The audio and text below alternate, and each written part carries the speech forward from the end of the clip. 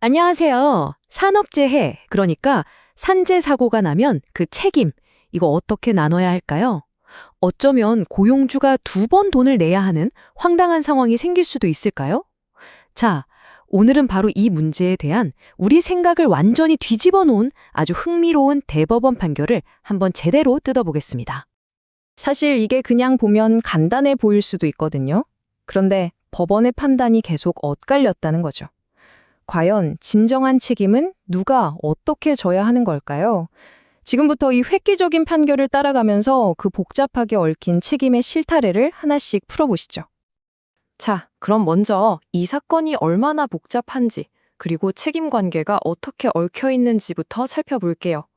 대법원의 최종 결론을 제대로 이해하려면 이 사건에 누가 어떻게 엮여 있는지 그 그림부터 그려봐야 하거든요.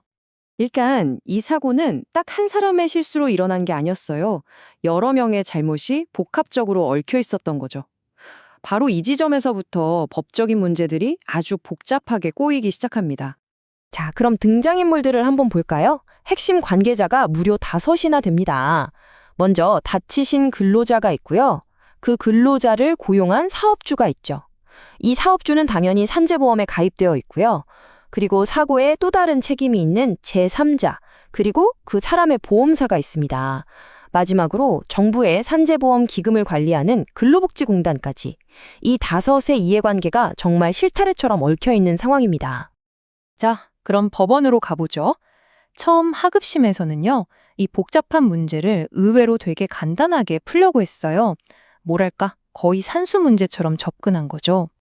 그러니까 제3자의 보험사가 먼저 근로자한테 보상을 해준 거예요. 그러고 나서 사업주를 찾아가서 이렇게 말한 거죠. 이 사고, 당신도 잘못 있잖아. 우리 회사가 낸 돈에서 당신 과실 비율 만큼 다시 내놔. 아주 간단한 논리죠? 그리고 놀랍게도 하급심 법원이 이 주장을 그대로 받아들입니다. 그래서 사업주한테 무려 1억 5,900만 원이 넘는 이 큰 돈을 제3자 보험사에 지급하라고 판결을 내린 거죠. 근데 말이죠, 이 단순한 계산법에는 아주 결정적인 한 조각이 빠져 있었어요. 그게 뭐냐? 바로 국가가 운영하는 산업재해 보상보험, 우리가 흔히 산재보험이라고 부르는 이 거대한 사회 안전망의 역할이 완전히 무시됐다는 겁니다.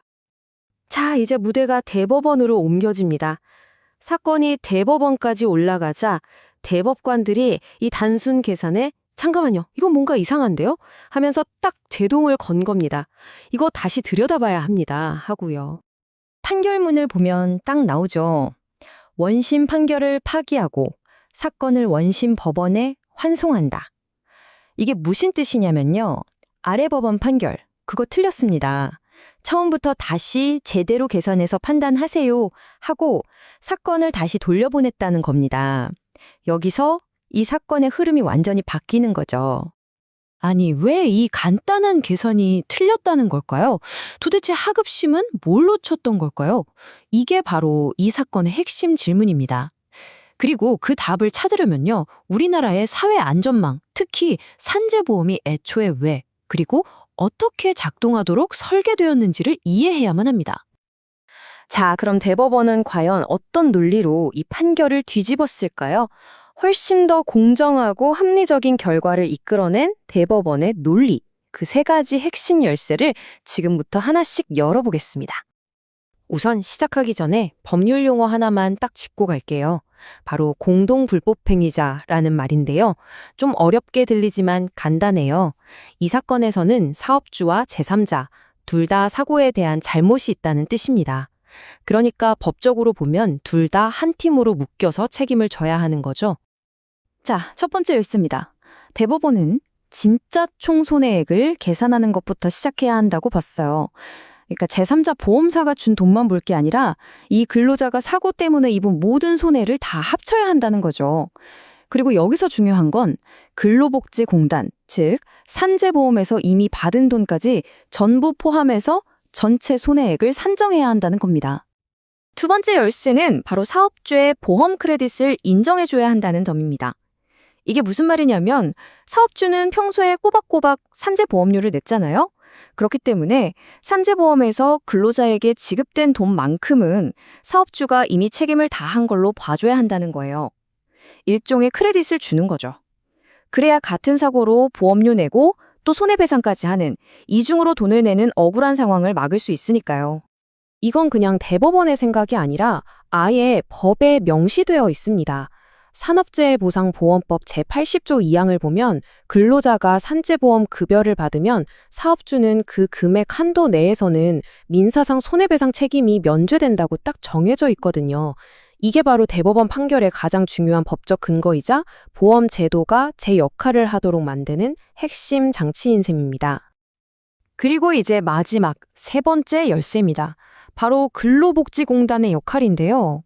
정부의 보험기금을 운영하는 이 공단 역시 최종적으로 떠안아야 할 책임의 몫이 있다는 겁니다. 그러니까 공단이 지급한 돈의 일부는 다른 누구에게 다시 받아낼 수 없는 공단이 최종적으로 부담해야 하는 부분이라는 거죠. 자, 이 표를 보시면 두 계산법의 차이가 한눈에 들어오죠. 왼쪽의 하급심 계산법은 그냥 보험사가 준 돈에 사업주 과실 비율을 곱하는 아주 단순한 방식이었어요. 정부 보험의 역할은 아예 생각도 안 했죠. 그 결과 사업주가 이중으로 돈을 내게 되고요. 반면에 오른쪽 대법원의 계산법은 어떻습니까? 진짜 총 손해액에서 공단이 최종 부담할 몫을 빼고 또 사업주가 이미 보험으로 기여한 부분, 즉 보험 크레딧까지 빼줍니다. 모든 걸 다 고려하니까 훨씬 더 공정한 책임 분담이 가능해지는 겁니다. 그렇다면 이 판결이 우리에게 시사하는 진짜 의미는 뭘까요?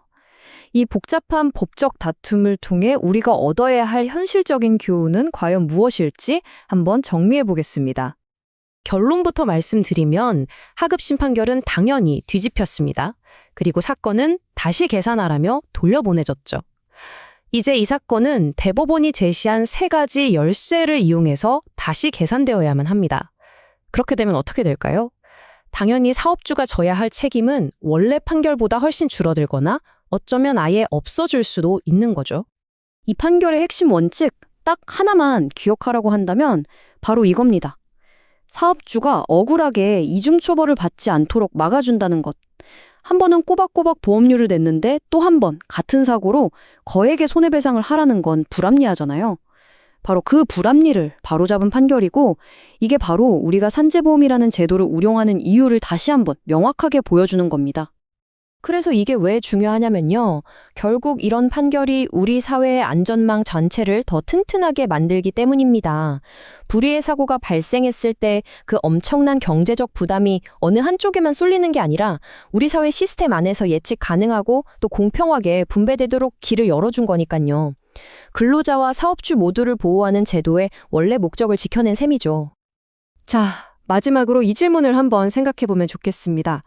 법적인 책임과 사회보험이라는 제도의 균형을 올바르게 맞추는 것, 이것이 어떻게 우리 모두에게 더 안전하고 공정한 사회를 만들어줄 수 있을까요? 결국 오늘 우리가 살펴본 이 판결은요, 단순히 한 회사의 돈 문제를 넘어 우리 사회 전체의 안전망을 지탱하는 기본 원칙에 대한 아주 중요한 이야기였습니다.